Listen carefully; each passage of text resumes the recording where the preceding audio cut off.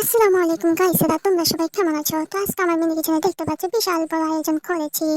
আজকে আমি রান্না করবো হাঁসের মাংসের খাখরা, কিন্তু দুর্ভাগ্য হচ্ছে পুরোটা রান্না আমি তোমাদেরকে দেখাতে পারবো না, কারণ রান্নাটা অর্ধেক করার পর আমি একটা জায়গায় গেছিলাম, ওখান থেকে আসতে আসতে সন্ধ্যা হয়ে গেছে, যার কারণে পুরোটা রান্না আমার করা হয়নি। তো আজকে দেখতে পাচ্ছ আমি হাঁস রান্না করার জন্য এখানে আমি কড়াইয়ের মধ্যে দিয়ে দিয়েছি পেঁয়াজ বাটা, রসুন বাটা, আদা বাটা, টমেটো কুচি, মরিচ কুচি। তারপরে এগুলোকে তেলের মধ্যে ভালোভাবে কষিয়ে তারপরে এখানে আমি হাঁসের মাংস দিয়ে দিয়েছি। গাইস, তোমার রান্নাটা ঠুস হয়ে গেছে, আর দেখানো হবে না হাঁস রান্না। তারপরে এখানে আমি খাগড়া রান্না করার জন্য কড়াইয়ে তুলে তার মধ্যে তেল ঢেলে দিয়েছি। তারপর দিয়ে দিয়েছি পেঁয়াজ কুচি, তারপরে এত বেশি চারিদিকে ফুটেছিল। তারপর আমি দিয়ে দিয়েছি রসুন বাটা, আদা বাটা, মরিচ কুচি, টমেটো কুচি।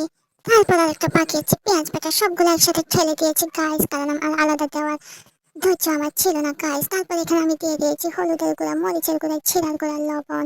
এগুলো দিয়ে তেলের মধ্যে ভালোভাবে ঝাঁকানাকা ঝাঁকানাকা করে কষিয়ে নিতেছি।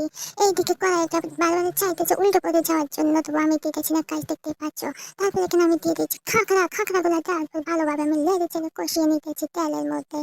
এই হলো মিনি কিচেনের আজকে রান্না, আর পুরোটা রান্না দেখানো হবে না গাইস, তোমরা সবাই ভালো থেকো।